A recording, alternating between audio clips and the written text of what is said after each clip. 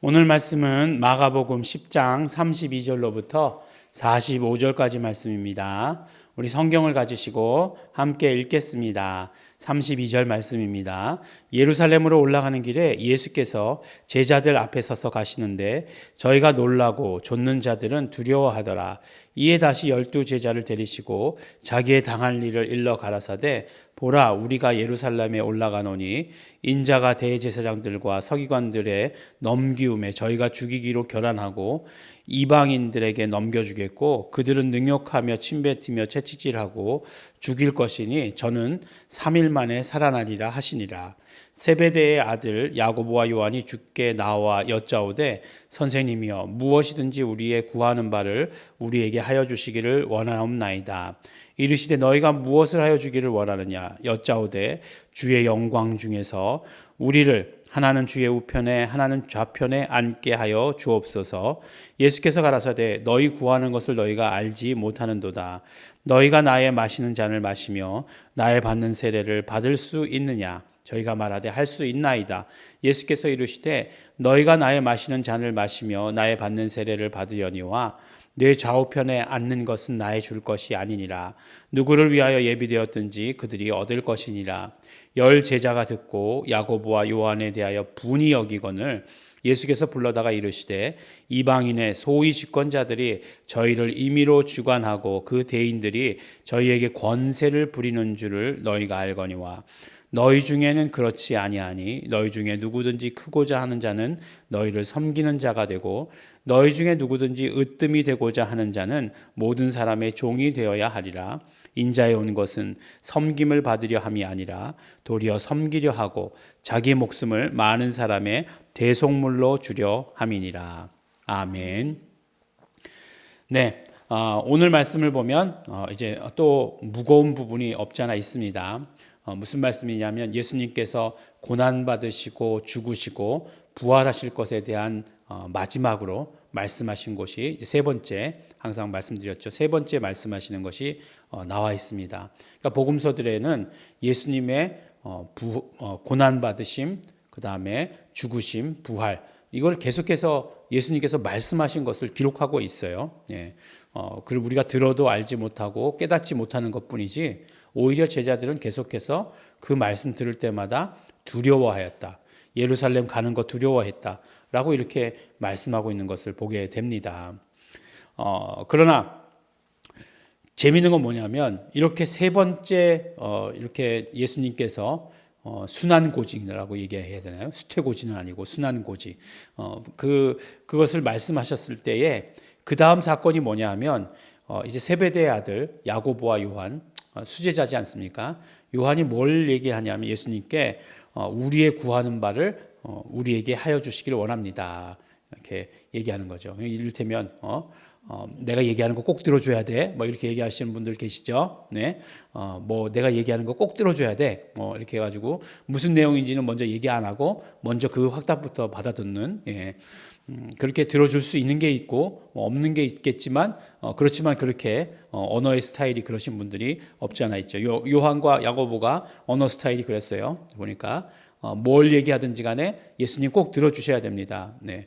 어쩌면 뭐 우리 기도 모습도 그렇지 않을까라는 생각을 해봐요. 네. 예수님 지금부터 제가 뭘 얘기하든지 예수님 꼭 들어주셔야 됩니다. 뭐 이렇게 얘기하는 것. 근데 그게 언제냐? 네. 아주 중요한 얘기를 하신 다음에요. 네. 예수님께서 죽으시겠다. 그 다음에 고난받으신다, 죽으신다, 그 다음에 3일 만에 부활할 것이다. 그 얘기하신 다음에 바로 이렇게 그 사건이 나왔다는 거죠. 얼마만큼의 텀이 있는지는 모르겠습니다. 어쨌든지 간에 그렇게 얘기해요. 그랬더니 주의 영광 중에 하나는 주의 우편에 하나는 주의 좌편에 앉게 하여 주시옵소서라고 이렇게 얘기하고 있어요. 근데 사실 가만히 생각해 보면 우리가 주일날 말씀 가운데에서도 나왔지만 예수 그리스도의 영광의 때라는 것을 말씀 가운데 우리가 얘기를 나눴죠.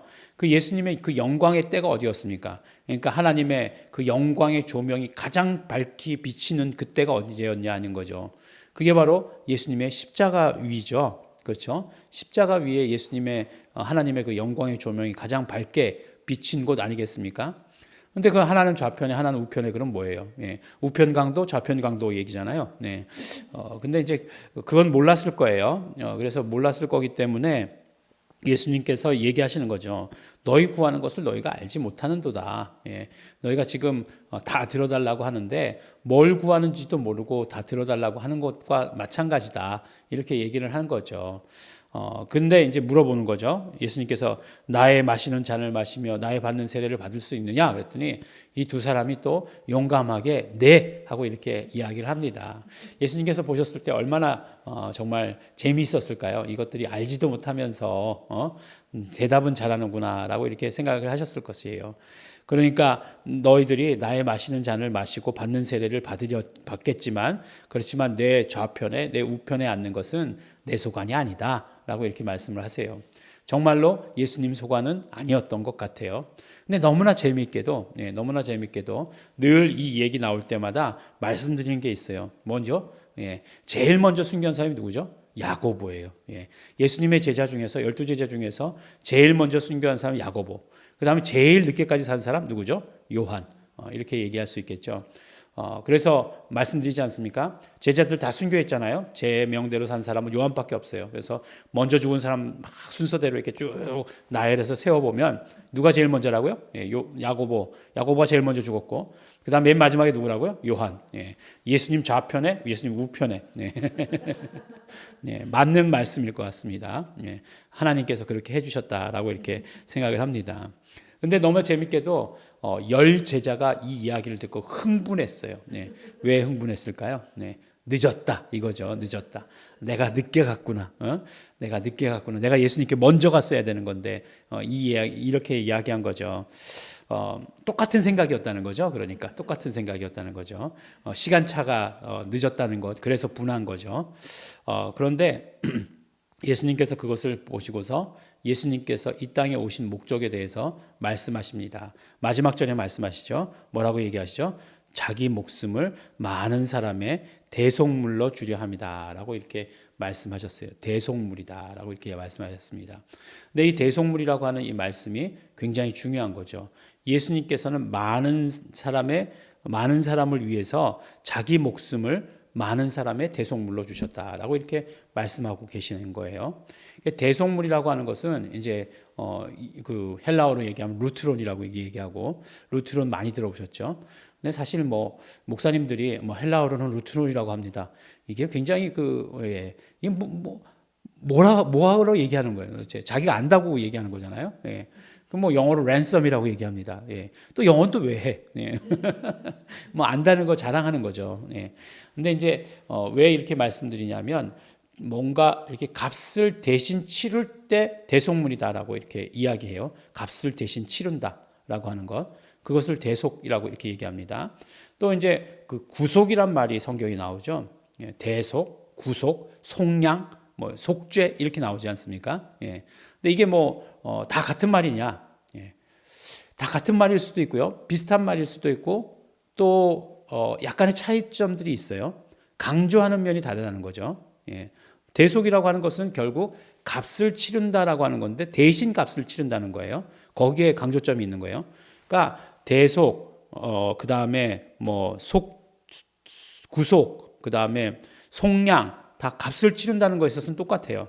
값을 치러야 돼요. 그러니까 이 값을 치른다는 거에 있어 똑같은 것은 무슨 의미냐면 결국 우리가 받는 그 은혜, 우리가 받는 그 믿음이라고 하는 것은 값 없이 주시는 은혜라고 이렇게 얘기하는데 값 없이 주신다라고 얘기할 때 아무 일도 하지 않았기 때문에 값 없이 주신다 그런 얘기가 아니에요. 하나님께서 이미 다 값을 치르셨기 때문에 우리는 공짜로 받을 수 있다는 그런 말씀이에요. 예수 그리스도께서 이 땅에 오신 목적이 그건 무엇이냐면 그 값을 치르시기 위해서다라고 말씀해 주시는 거예요. 대속물로서 대속하시는 거예요. 대신 값을 치러주시는 거예요. 그게 대속이에요. 값을 치러주셨기 때문에 우리는 공짜로 받을 수 있는 거예요. 값 없이 받을 수 있는 거예요. 그런데 우리가 공짜로 받았기 때문에 값 없이 받았기 때문에 그것에 대한 가치에 대해서 생각해 보지 않는다라고 한다면 우리는 성숙한 신앙인은 아니다라고 얘기하는 거예요. 그래서 나는 죄 용서받았어. 나는 구원받았어.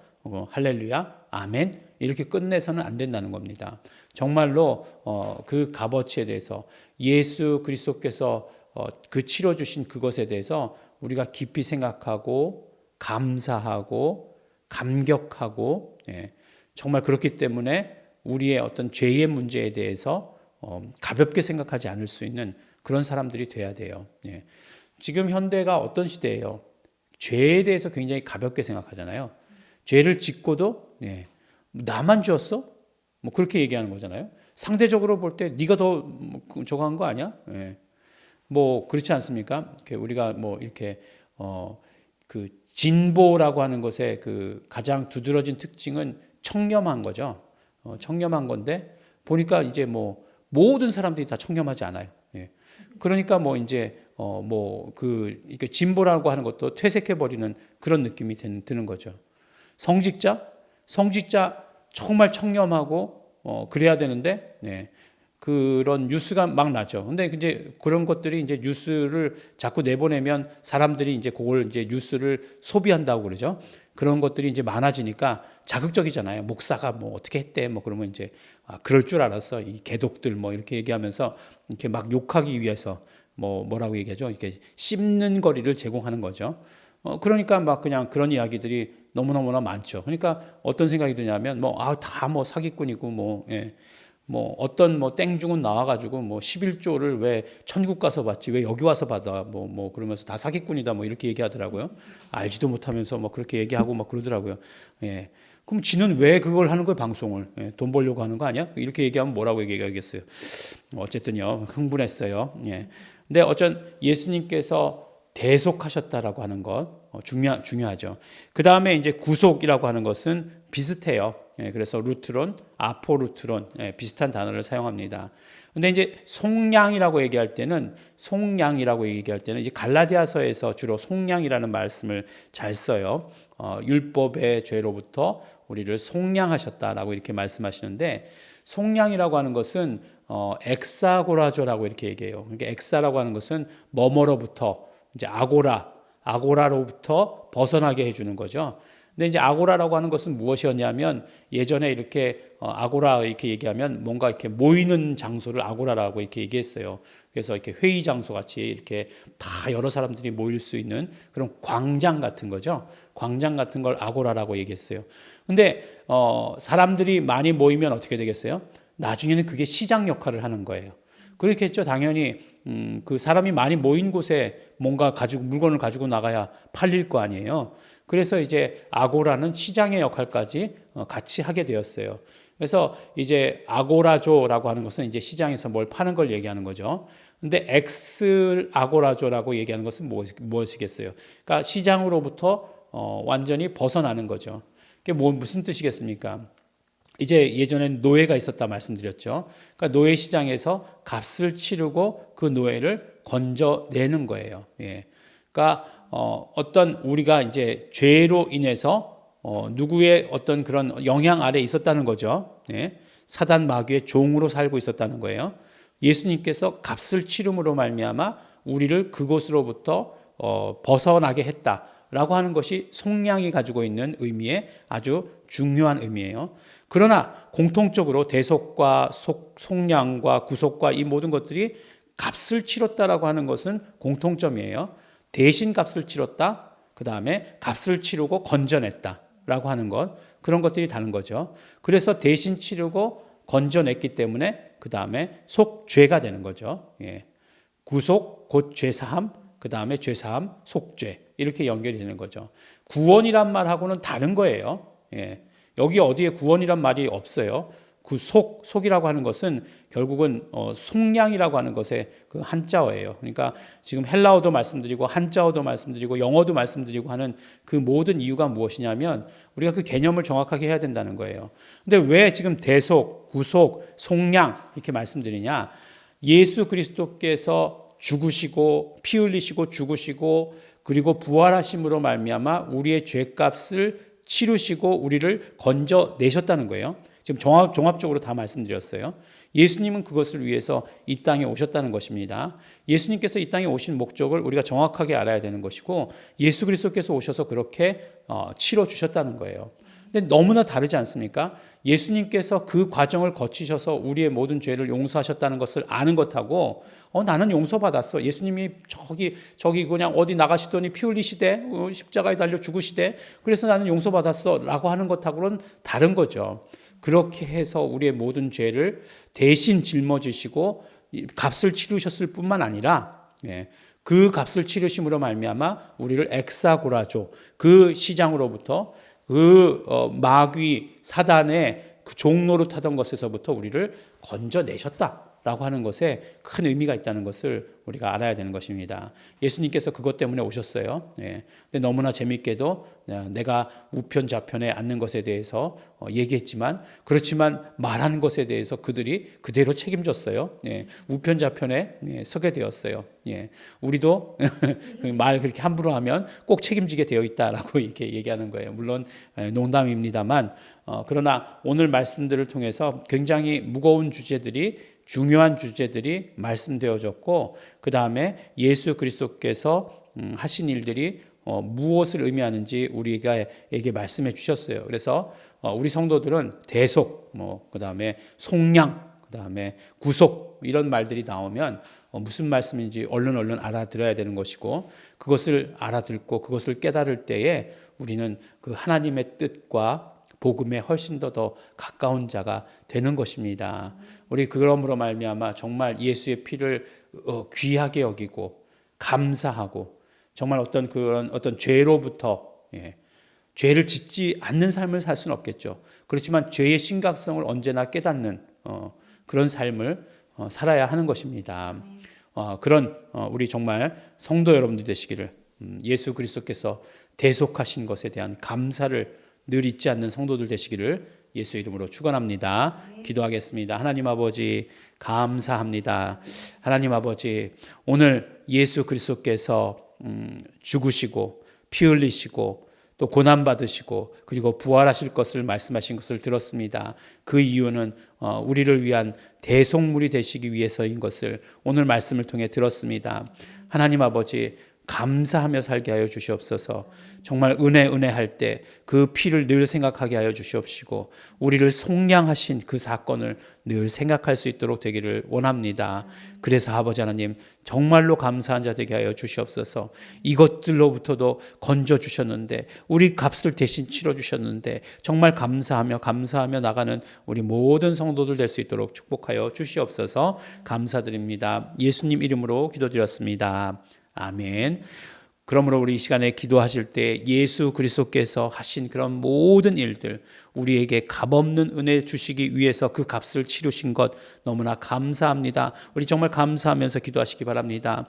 그러므로 우리 정말 성령님께 의지해서 죄에 대해서 언제나 민감한 자 될 수 있도록 되기를 원합니다. 정말 이렇게 죄를 미워하셨는데 이렇게 죄에 대해서 그 값을 치르셨는데 우리는 죄에 대해서 가볍게 생각한다라고 한다면 정말 은혜를 망각한 일이 될 수밖에 없습니다. 성령님 죄에 대해서 민감하게 하여 주시옵소서. 죄에 대해서 민감하게 하여 주시옵소서. 우리 다 같이 통성으로 우리 함께 기도하시겠습니다.